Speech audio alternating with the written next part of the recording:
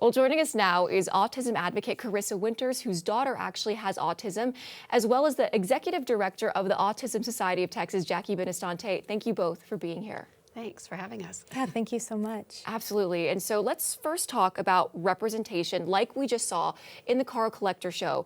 And Karissa, it's something that you've addressed specifically in your work. Can you talk about why that's so important? Well, representation is so important, not only for the families that have family members that are autistic and are impacted by this every day and the people who live with autism, but also from the people outside looking in so that they can have empathy and really understand what autism is and the different things that people who are autistic may go through. And so I think, like you were talking about Carl the Collector, I love that there's a show that, has a representation because, for example, I remember when my daughter was younger, she would have these meltdowns. We'd be in a store in public and people stare at you and they'll judge you thinking, oh, this is a bratty kid. No, she was overstimulated. The lights were too bright, too loud of noises, and you never know when that may happen. So if people see a show like that and they see these, references to things like that happen, then they'll be more mindful to not be so quick to judge and think, oh, maybe I don't know the whole story of what's going on. And as a parent, I can't tell you how much it helps when people actually understand. And I always say if you've met one kid with autism or one person, you've met one. They have things that are similar, but they all are each their own individual person. So I love a show that really is addressing the different things. And I love that it's Carl the Collector because my daughter's had so many collections. So it's really awesome. So I think that's for me why we advocate and we've done what we've done is to not only help those impacted by autism, but also to help those outside looking in to better understand, because I think that's how we all really do come together and make a difference. And speaking more on just that, Jacquie, your organization's programs include helping people, like you said, the outside in, people like first responders or others better understand autism. So why can otherwise routine encounters maybe be scary or really tricky for people who have autism? Yeah, that's a great question. Routine encounters are always, not always, but they can be really, really tricky for autistic kids and autistic adults.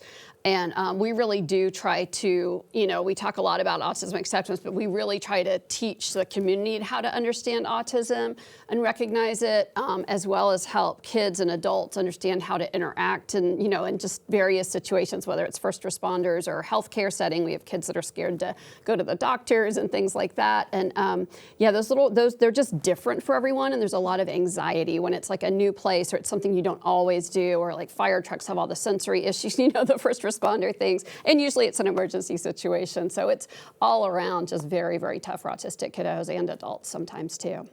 And in an emergency situation for any human being, that's just already high stress, very chaotic, and doubly so for someone who may have sensory issues. Yeah. And for both of you, I want to ask, you touched on this, but autism, it's not one size fits all. It presents differently in every person. So can you elaborate more on that and maybe some common misconceptions that people may have about autism? I think for me, especially having a child that's autistic, I remember when she was born and then, she got diagnosed at 3 and people were like, oh, does she play piano? And so people had this idea that she was gonna be this baby piano genius or, oh, is she really good at that or does she do this? Or she can't read, she can't talk. And so I think that it's that educational component that you were speaking to, and it's so important because if you've met one person, like I said, you've met one person, and my daughter is amazing at art, so talented, really great. She can draw something and then make a whole mascot outfit. She taught herself to sew. She taught herself to read at 3 years old. She was reading full books and things like that, but that's not every kid with autism. She walked later, so that's why also in the school systems and educational component, it's so important that they get the testing and the resources from organizations like yours that they need, because that sets them up for success.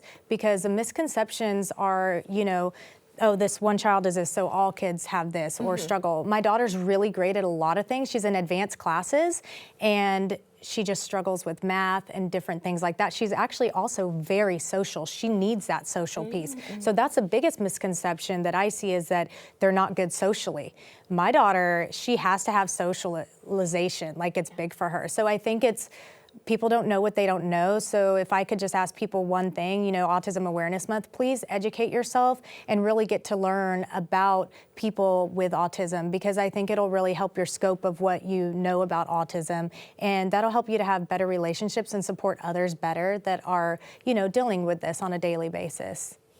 Absolutely. And Jackie, would you like to add to that? Yeah, I mean, there's so many myths, and you touched on a lot of them, but, we see a lot of misconceptions and misunderstandings about people with autism, whether they're, highly intelligent or they need, they have cognitive challenges. And, we've seen a lot of people who have autism who are, just misunderstood, and especially for those that are nonverbal autism and have a high level of support need. Just people assume that they have a low IQ or they can't communicate. There's a lot of presumptions made about people that are nonverbal, which aren't always accurate. So we always suggest presume competent, assume they can understand. You don't know what that person can do until you've met that individual. And we have similar misconceptions, like males with autism should be, engineers or computer programmers, or have a special skill. Not everyone with autism has a special skill. There's a lot of people, and then parents are like, my kid doesn't have a special skill. Why not? So there's so many misconceptions, but yeah, it is true. I mean, if you've met one person with autism, you've really met one person with autism. Just like all humans, everybody is unique, and everyone has strengths and challenges. So, and I know for each of us, we were talking about, we have a family connection, and my own brother's on the spectrum. But it seems like in the media these days, there is a conversation about autism that I personally haven't seen before. There's been a show, I don't know if y'all have heard of it, Love on the Spectrum on Netflix. And I know you brought a book that you've actually written about, having a child who has autism. So can you talk about the resurgence of this conversation in media? What do you think about shows like Love on the Spectrum and stuff like that? Do you consider that representation to be fair or unfair? What are your thoughts on programs like that?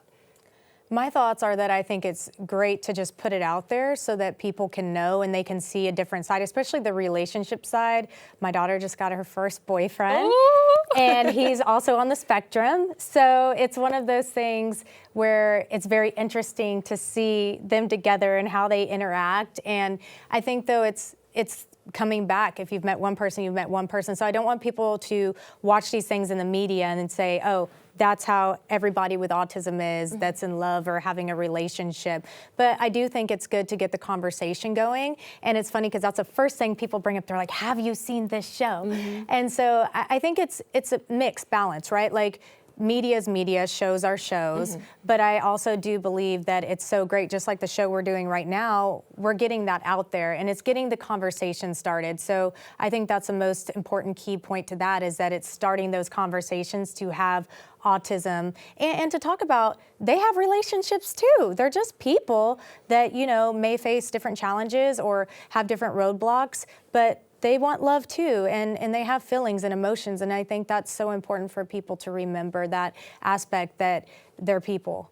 And I think that we need to humanize that and not just make it a diagnosis. Like, oh, they have autism. No, that is a person, like my daughter. That is Presley. Yes, she has autism, but that doesn't define who she is. Well said. Well, definitely an important conversation, and thank you for having this conversation with us. So important, especially during Autism Awareness Month. Thank you both, Jacquie, Karissa, for being here. Thanks for having us. Thanks so much for watching. Be sure to like and subscribe and leave us a comment below to let us know your thoughts on this video. And don't forget, you can watch full episodes of Austin Insight for free in the PBS app.